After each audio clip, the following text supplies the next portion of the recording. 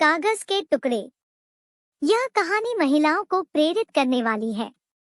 मेरी गलती थी, पैसे को सिर्फ कागज का टुकड़ा समझा और रिश्तों को ऊपर रखा। जब हर रिश्ता सिर्फ एक मर्द बनकर रह जाए तो औरत का सहारा ये कागज के टुकड़े ही बनते हैं। रूही ने सोनी से कहा। रूही एक लघु उद्योग की मालकिन है। इस बार के महिला दिवस पर उन्हें नारी सशक्तिकरण का अवार्ड मिला है। इसलिए सोनी अपने चैनल के लिए रूही का इंटरव्यू लेने आई है। रूही यूं तो बस अपने काम पर ध्यान देना ही अपनी असल पहचान मानती है, इसलिए कभी किसी टॉक शो या टीवी चैनल पर कोई प्रोग्राम का हिस्सा नहीं बनती। सोनी ने बहुत जिद की कि लोगों को यकीन नहीं है कोई अकेली माँ रोड से उठकर एक लघु उद्योग की मालकिन कैसे बन सकती है। आप अपनी कहानी बताएंगी तो और औरतें भी सीख पाएंगी। इसलिए रूही तैयार हो गई इंटरव्यू के लिए और सोनी ने अपना पहला सवाल किया। आप अकेली माँ हैं, आपकी शादी के बारे में कुछ बताएं।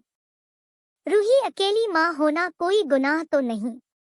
अपने साथ हो रहे गुनाह को खत्म करने के बाद ही कोई औरत अकेली माँ बनती है, वरना वो भी गुनाहों को सहती रहे तो दुनिया की नजर में एक किस्मत वाली लड़की का उदाहरण बन जाती है।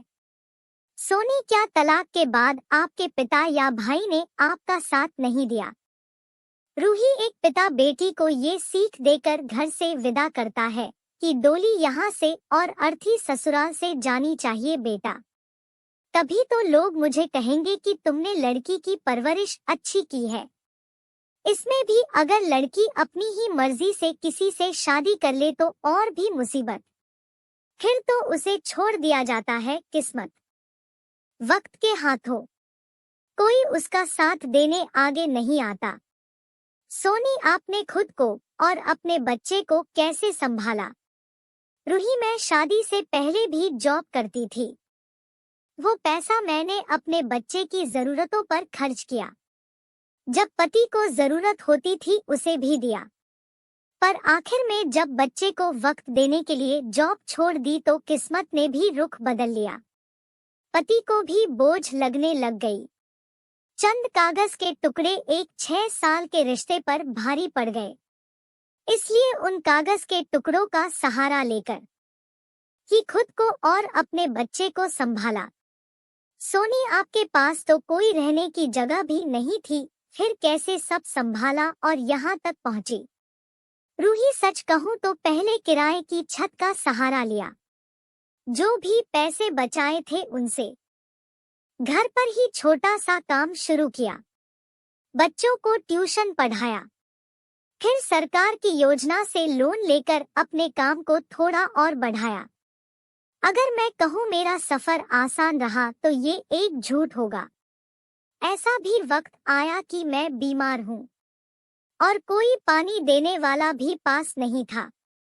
अपना काम भी करना था, बच्चे की पढ़ाई भी और कोर्ट कचहरी के चक्कर भी। धीरे धीरे जब पैसा आना शुरू हुआ तो लोग रिश्ते बनाने भी बहुत आए, साथ निभाने वाले भी आए और फायदा उठाने वाले भी आए। आज आप देख रही हैं कि जो मांगने पर भी कोई मदद नहीं करता था, आज उसका इंटरव्यू लेने के लिए आपको आना पड़ा। सोनी, आप बाकी औरतों को क्या सलाह देना चाहेंगी? रूही, मैं तो अपनी जिंदगी के अनुभव से ये जान पाई कि एक औरत को जब सब रिश्ते अपना असली रूप दिखा देते हैं तो उसके पास सिवाय खुद की कमाई, आत्मनिर्भरता के अलावा कोई उसका सच्चा साथी नहीं होता। आपके पिता के पास पैसा है, पति अमीर है, ये सोचकर खुद को लाचार बनाकर जीना आपको पसंद आ गया है तो बात अलग है। लेकिन एक स्वाभिमानी, आत्मसम्मान से भरी औरत यूं दूसरों के भरोसे नहीं जी सकती। उसको जरूरत है खुद के पैरों पर खड़ी होने की, पैसा जिसको हम औरतें अक्सर रिश्तों के सामने छोटा समझती है। आखिर में जब रिश्ते हमें छोटा समझते हैं तब ये पैसा ही हमारा साथी होता है।